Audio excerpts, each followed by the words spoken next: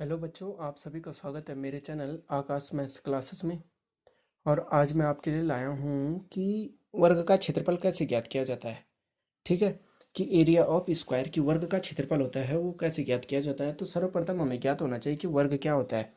मतलब वर्ग क्या होता है कि ऐसी चार सरल रेखाओं से बनी ऐसी आकृति जिसमें कि प्रत्येक भुजा का मान क्या होता है, जो लंबाई होती है चौड़ाई होती है, लंबाई और चौड़ाई क्या होती है, दोनों की बराबर होती है।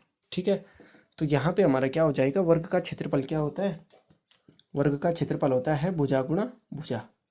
ठीक है, वर्ग का क्षेत्रफल, क्षेत्रफल मतलब बाह्य भुजा का योग, है ना। तो क्षेत्रफल हो गया कितना, भुजा का वर्ग होता है। तो भुजा का वर्ग बराबर क्या होता है, भुजा गुणा भुजा होता है। ठीक है, भुजा गुणा भुजा होता है। तो इसको हम क्या लिखते हैं, भुजा का वर्ग। ठीक है ना, गुणा करने पर। तो अब जैसे हमारे पास यहाँ पे प्रश्न है कि भुजा दे रहे कि हमें क्या, यहाँ पे जो पहला है ए वाला है जो हमारा प्रश्न, ये हो गया ए और ये हो गया बी। तो यहाँ पे जो भुजा दे रखी है वृत्त की, सॉरी वृत्त बोल रहा हूँ मैं, वर्ग की भुजा बराबर कितना है, भुजा दे रखे हमें 5 सेंटीमीटर। ठीक है बच्चों, कितनी, 5 सेंटीमीटर। तो 5 सेंटीमीटर हो गई, तो भुजा गुणा भुजा हो गया मैंने बोला। तो वर्ग का क्षेत्रफल क्या हो जाएगा, वर्ग का क्षेत्रफल बराबर हो जाएगा बच्चों, बराबर हो जाएगा भुजा गुणा भुजा। ठीक है बच्चों, तो भुजा गुणा भुजा, तो 5 सेंटीमीटर गुणा 5 सेंटीमीटर, तो 5 पंजे 25, तो 25 सेंटीमीटर का स्क्वायर। ठीक है, भुजा का वर्ग।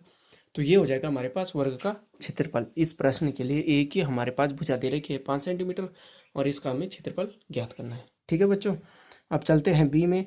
तो बी में भुजा क्या दे रखी है, भुजा दे रखी है हमें 7 सेंटीमीटर। देखिए प्रत्येक भुजा क्या है, प्रत्येक भुजा की लंबाई बराबर है। ठीक है ना, ये भुजा इसके बराबर है, चारों भुजाएं समान है।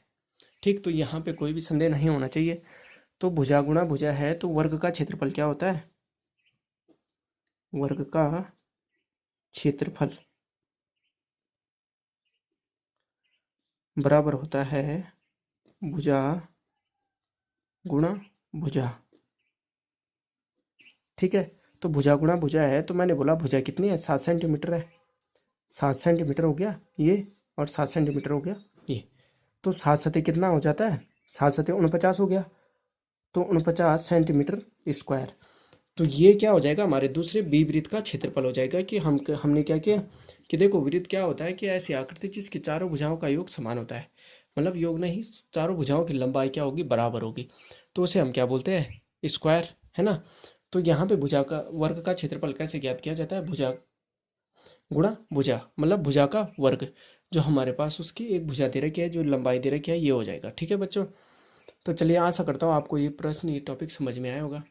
तो मेरे चैनल को लाइक शेयर एंड सब्सक्राइब करना ना भूलिएगा। धन्यवाद।